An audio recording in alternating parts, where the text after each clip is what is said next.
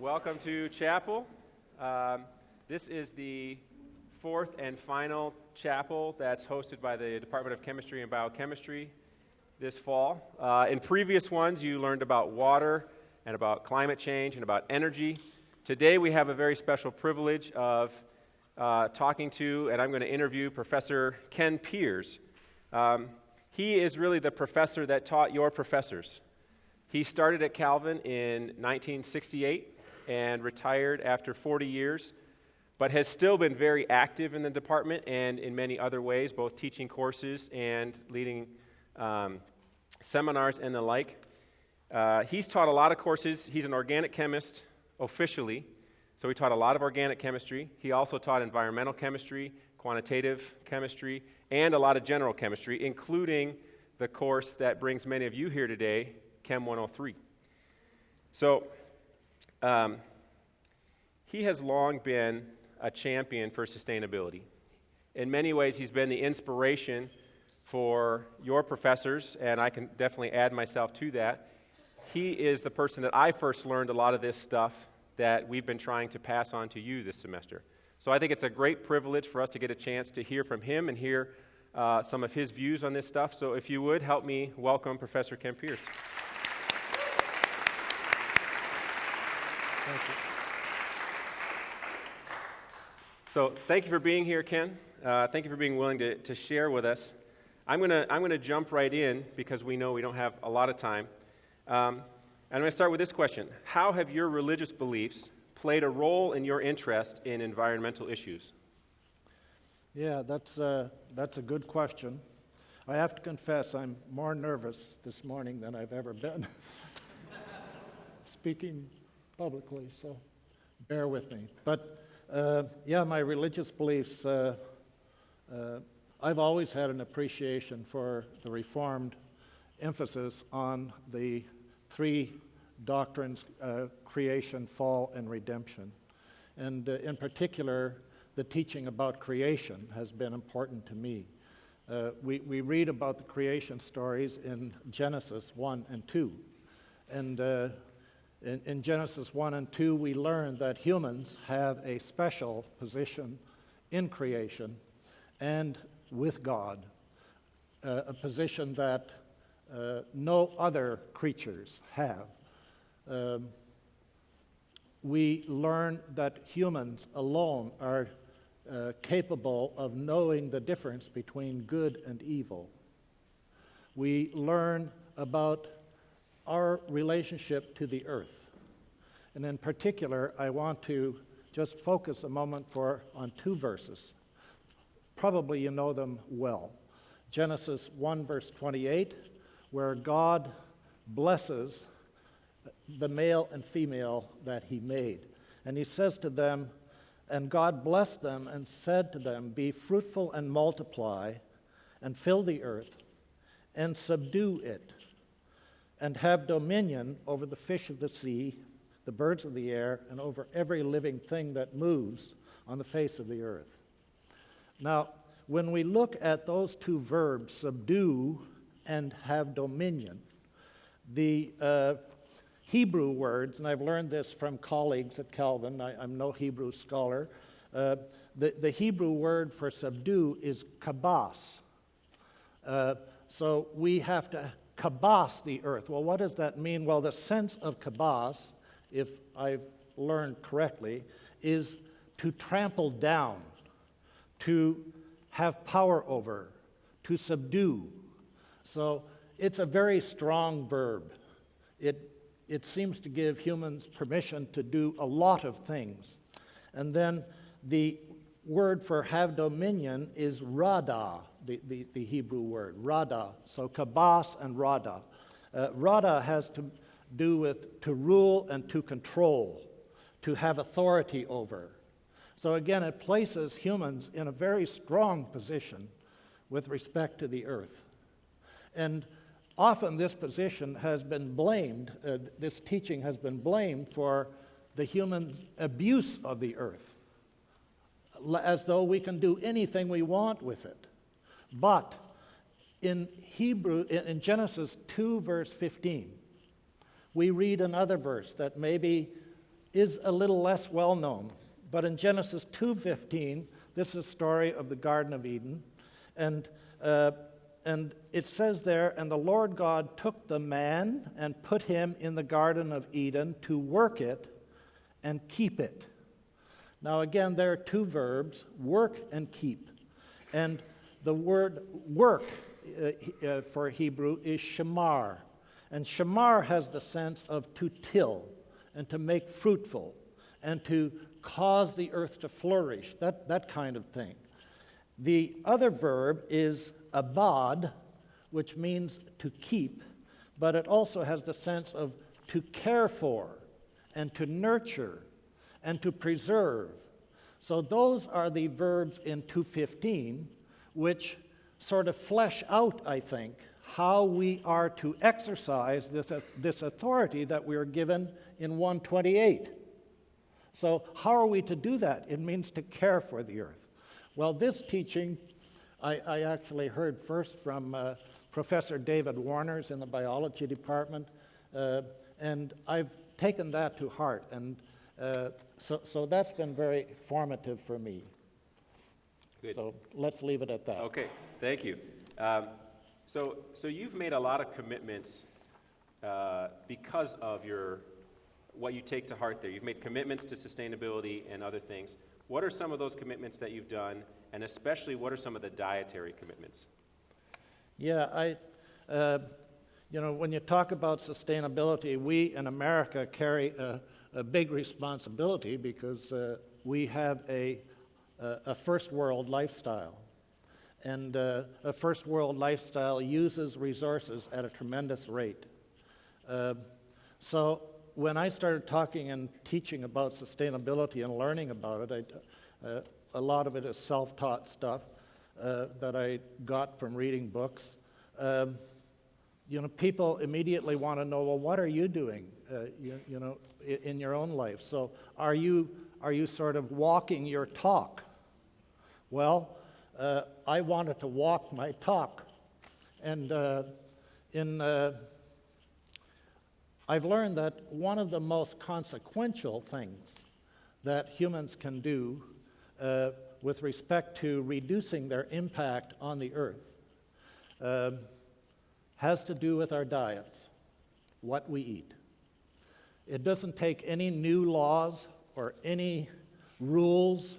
Nobody has to tell us to do it. We just have to make the decision and commit to it. So in 2009, my wife and I made a change in our diet, and we made it from one week to the next. We said we're going to become plant-based eaters. We're not going to eat animal products anymore. And this transition took a while. What played a role in it? Well, in 2006, the United Nations Food and Agriculture Organization published a study called Livestock's Long Shadow, which detailed the impact that industrial agriculture, particularly animal agriculture, the impact that has on the environment. And that was the first time I really connected the idea that, hey, what I eat has something to do with how the earth flourishes. Also, I made many trips across the country because my family is in Western Canada. So when I was younger, we made many trips across the country, and I was always struck with how much fertile land in this country is dedicated to growing corn and soy. Corn and soy, soy and corn, That was sort of the scenery as we traveled for at least a day and a half. You could travel 15, 16, 18 hours and see hardly anything but corn and soy in the countryside. And I thought, if all this land were dedicated not to growing food for animals, for domestic animals, but to growing food for humans, wouldn't there be more than enough food to fill the stomachs of all the hungry people in this world? So that played a role. In 2008, I was teaching a class in my course, Energy energy resources and the environment, which was a core course for non-science majors. And I had a group of students that fall, about 6 of them, who were vegan. I think they might have been living in a house that you and your wife were the house parents for. And I was struck by these students' lifestyles. So I asked them what caused them to be vegan. Well, different things in their lives. But a lot of them spoke about the plight of animals on industrial farms, where you have thousands and thousands of hogs, cattle, chickens, turkeys, what have you, crammed into a small space and not able to live out their lives in their animal-like nature. So that was striking. Again, I wasn't paying much attention to that until the students told me about it. And then they invited my wife and I to dinner a couple of times, and we had a vegan meal with them. And so that was a little step along the way. And then in the spring of 2009, a good friend of ours gave us a couple books about the health impacts of our diet. The China Study by Colin Campbell, and Preventing and Reversing Heart Disease by Dr. Esselstyn from the Cleveland Clinic. And there's heart disease in my family. I have had a heart attack since then, just this summer, but I'm here. And I thought, hey, the health impacts of an animal-based standard American diet are serious. So I read that book and I said to my wife, I don't know about you, but I think I'm going to switch to a vegan diet. And she read those books and she said, well, I think I'm going to join you. And mercifully, she's a good cook, she likes cooking, and so we switched to a vegan diet. And it's a softer diet, it's you have to learn new things, but I'm here and I'm healthy. So when you talk about this, I'll confess, I've lived with students who are vegans. I'm scared of becoming a vegan, even though everything you say makes sense to me. So you talked about turkeys. We've just had Thanksgiving. I mean, the thing is, you feel like, what am I going to do when I'm at, other people's houses, and how am I going to celebrate these big meals? And we have such traditions, for bringing out the big bird and everything else. So maybe just for my sake, tell me a little bit about your Thanksgiving. What does that look like? And, give me reassurances that it's still a wonderful time, even though, there's no turkey there. Help me get over my irrational fear here. Well, Thanksgiving went by just fine, actually. There are vegan substitutes for turkeys. So we buy a plant-based roast. It tastes good? And it tastes good. Okay. You have gravy with it, you have cranberry sauce with it, you have vegetables with it, all the things you would have with a turkey, except it's not a turkey that had to die so you can celebrate your Thanksgiving. As far as eating food and socializing with people, when we go out, are invited out for a meal, we usually advise the people beforehand that we eat a plant-based diet and we do not eat meat.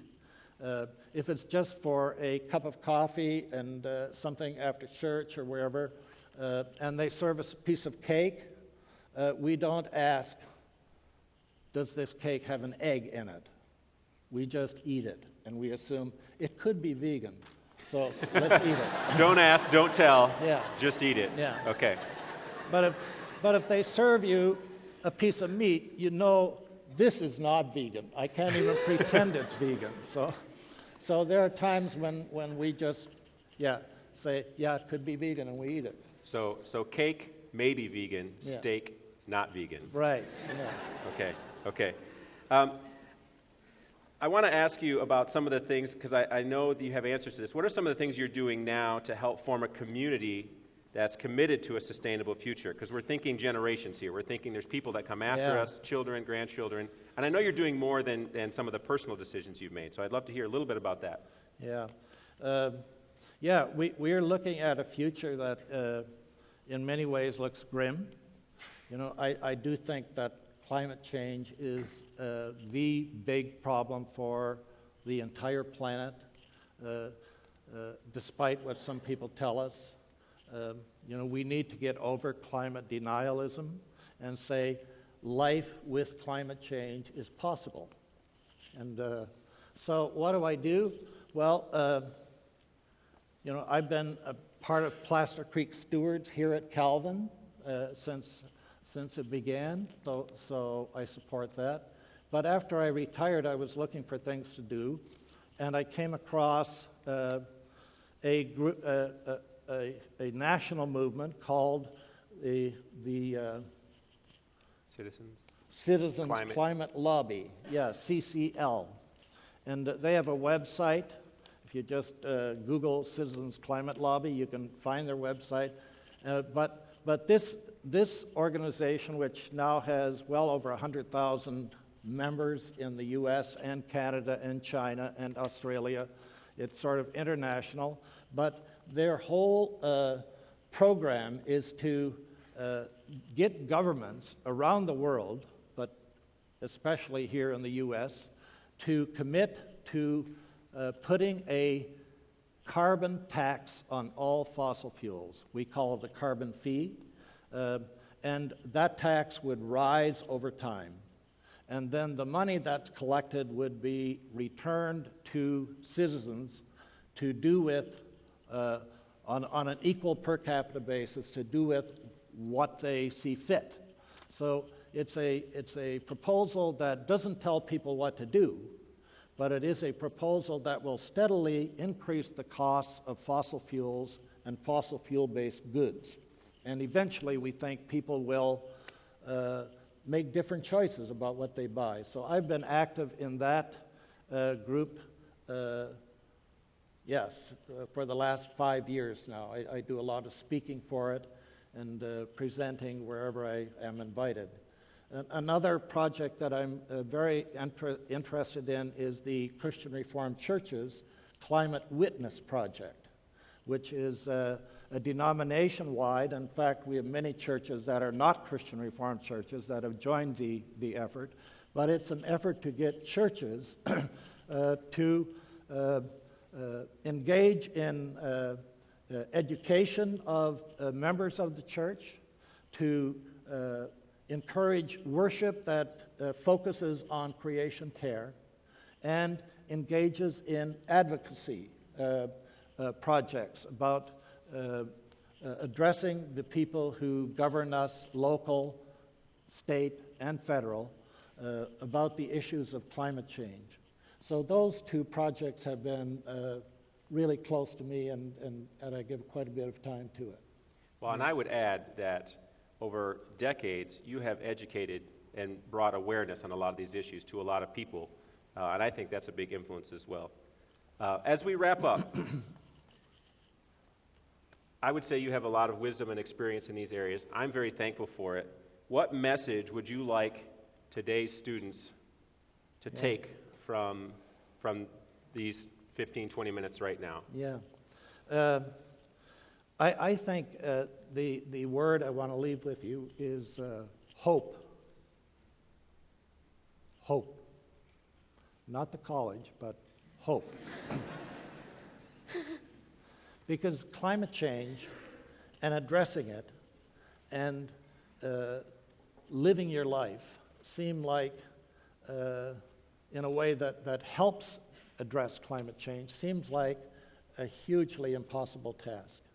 But God does not ask us the impossible. God just asks us to be faithful where we are. And if you live in hope and live responsibly where you are and do things and engage in activities that are kind to the earth, you'll be doing the right thing. You might think about your food. That is the easiest thing to do and the hardest thing to do in some ways. It just needs a commitment, and you can survive it. But live in hope. So thank you. All right. Well, thank you very much, Professor Piers. If you would help me thank Professor Piers.